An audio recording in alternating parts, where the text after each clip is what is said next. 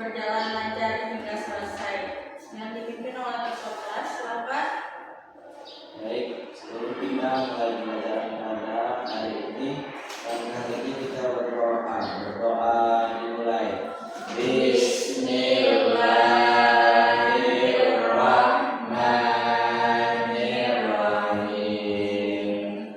Rabbish Rabbi sadri wa yassir li amri wahlul 'uqdatam min lisani yafqahu qawli. Amin. Sekarang ibu mau perhatikan kepada anak-anak sekelilingnya masih ada sampah, silakan dibuang dulu, dan mejanya, latrina silakan disiapkan terlebih dahulu. Sudah. Dan kita ambil absen dulu ya. Ibu Akma, Ibu Restu, Fadel, hadir semua berarti. Hadir Ibu. Ya, alhamdulillah. Baik, kita apakah semuanya siap untuk belajar? Siap. Sebelum Ibu masuk ke pembelajaran kita, Ibu mau nanya, siapa yang ada sholat subuh tadi pagi? Sholat dulu. Di mana sholatnya? Di kos. Di kos. Ananda? Musola. Ananda? Di kamar. Nah, menurut Ananda di mana sholat yang lebih banyak pahalanya? Masjid. Masjid. Kenapa di masjid? Karena dia melakukannya secara berjamaah. Iya benar. Jawaban Ananda itu benar semua. Walaupun dia sholat sendiri berjamaah itu tetap bagus. Cuman bedanya di pahalanya.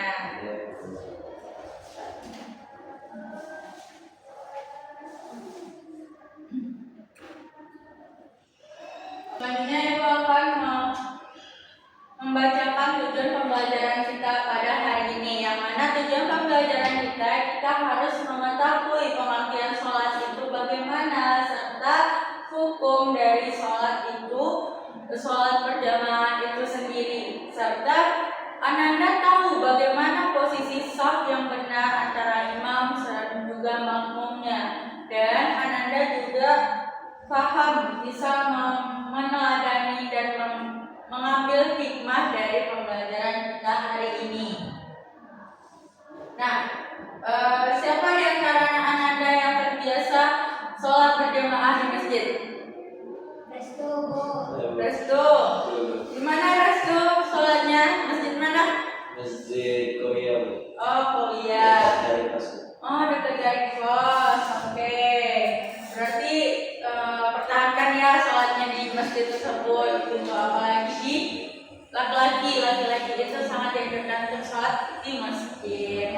Nah, selanjutnya yaitu pengertian sholat berjamaah. Sholat berjamaah itu adalah sholat yang dikerjakan atau dilakukan bersama-sama dalam dua orang atau lebih. Kalau misalnya salah satu di antara di antaranya itu imam dan makmum. Nah, next, hukum dari sholat berjamaah itu adalah sunnah muakkad. Sunnah muakkad itu sangat dianjurkan bagi laki-laki sholat di masjid. Kalau misal perempuan apakah dia wajib untuk sholat di masjid? Tidak. Kenapa? Karena lebih baik dia sholat di rumah untuk menjalankan suatu kalau ada aib. Iya benar. Nah, perempuan tidak dianjurkan untuk sholat di masjid karena jika dia banyak mudaratnya ketika dia pergi ke masjid, maka dari itu alangkah baiknya dia sholat di rumah. Nah, sekarang coba baca hadisnya Ananda pada. Bismillahirrahmanirrahim. As-salatu jama'ati afdalu min sholatil fardhi bi sanati wa asrina darajah. Coba baca artinya. Sholat berjamaah lebih utama daripada sholat sendirian dengan 27 derajat. Nah, dari hadis ini juga mengatakan bahwasanya sholat berjamaah itu lebih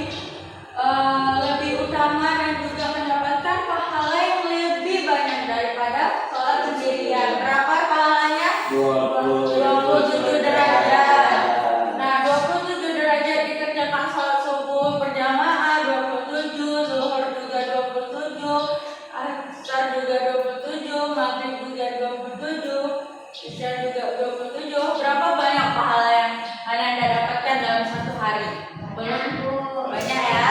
Belum lagi pahala-pahala yang lain atau sholat sunnahnya yang dikerjakan. Jadi Ananda kalau misalnya di rumah coba aja saudaranya atau ayahnya sholat berjamaah di rumah gitu. Kalau misalnya ayahnya pergi sholat berjamaah di masjid, ajak saudara atau ibunya untuk sholat berjamaah. Nah, aturan saf sholat itu gimana? Kalau misalnya saf itu kan tergantung dari jumlah. Kalau misal cuma berdua orang, gimana saf makmumnya? Kalau misalnya dia itu laki-laki, Tahu. nggak tahu? Tahu. Tahu. Coba di mana? Bisa kalau cuma berdua kan Bu, imam depan baru makanya agak belakang dikit sebelah kanan. Ah iya benar. Kalau misalnya lebih dari satu, Nah, baru Bu, luruskan aja ke belakang. lurus saja kayak biasa ya. Kalau misalnya dia perempuan itu safnya tetap di belakang laki-laki. Nah, hikmah dari sholat berjamaah itu kita dapat mempererat silaturahmi serta menyatukan hati tanpa membedakan status sosial kita. Ketika kita di masjid, kita tidak memandang orang itu kaya atau miskinnya, melainkan kita fokus ke ibadah kita. Serta kita juga melatih kedisiplinan kita untuk melaksanakan ibadah dan juga patuh kepada perintah Allah Subhanahu wa taala. Serta kita mendapatkan pahala yang sangat besar yaitu 27 derajat. Sekarang Ibu mau nanya, siapa yang memimpin sholat berjamaah? Imam. Imam. Nah, jika makmum hanya satu, di mana dia berdiri? Di samping imam sebelah kanan. Sebelah kanan. Oke. Maka dari itu Ibu mau Ananda 2 orang, Fadel sama Restu ke depan untuk mempraktikkan gimana untuk yang dibilang imam dan makmum tersebut. Siapa imam? Fadel. Fadel. Ahmad Fadel. Itu gimana? Siapa? Oh, gitu ya, benar. Coba takbir. Takbir aja. Allahu Akbar. Nah, ini benar nggak gerakannya? Benar Bu. Benar ya, berarti dia makmumnya di sebelah kanan, imamnya di depan. Nah, terima kasih Anda. Tepuk tangan buat teman-teman. Oke, selanjutnya Ibu mau membagi kelompok kepada Ananda. Itu 2 kelompok saja. Dan Ibu ada LKPD untuk perempuan dan untuk laki-laki. Oke, ada yang ditanyakan Ananda? Ibu jawab ini. Terus kan sebutkan hikmah sholat berjamaah tadi apa? Kan? Nah, terus kalau misalnya ini kan tadi ada hadis kan, hadisnya masih ingat nggak hadisnya? Masih Bu. Oke, paham ya? Di sini? Padahal kenapa dia masih duduknya kayak gini? Coba diikat aja, digeser aja. Oke. Ini masih ada ditanyakan?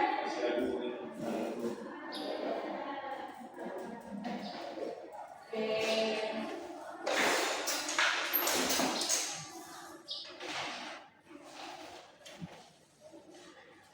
Oke. Apakah sudah siap? Sudah Bu. Boleh ditampilkan kelompok berapa dulu? Kelompok Satu. Betul, boleh. Depan. Baik, di sini saya akan mempresentasikan hasil diskusi kami. Mana pertanyaannya, apa yang dimaksud dengan sholat berjamaah? Sholat berjamaah adalah sholat yang dilakukan bersama-sama yang terdiri dari seorang imam dan 1 orang atau lebih sebagai makmum. Dan siapa yang disebut imam? Imam adalah orang yang memimpin sholat berjamaah. Siapa yang disebut makmum? Makmum adalah orang yang mengikuti imam dalam sholat.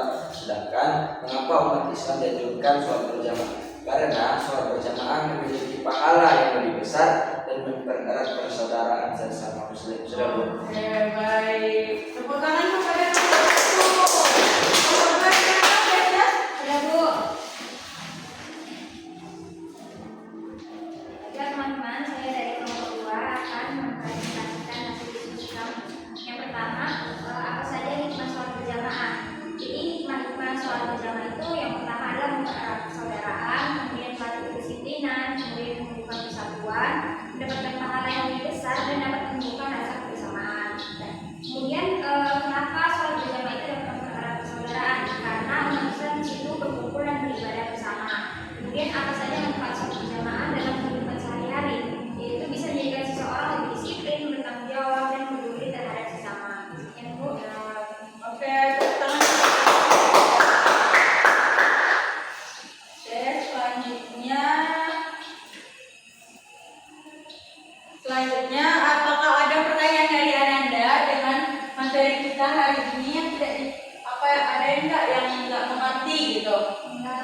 Alhamdulillah ngerti Bu.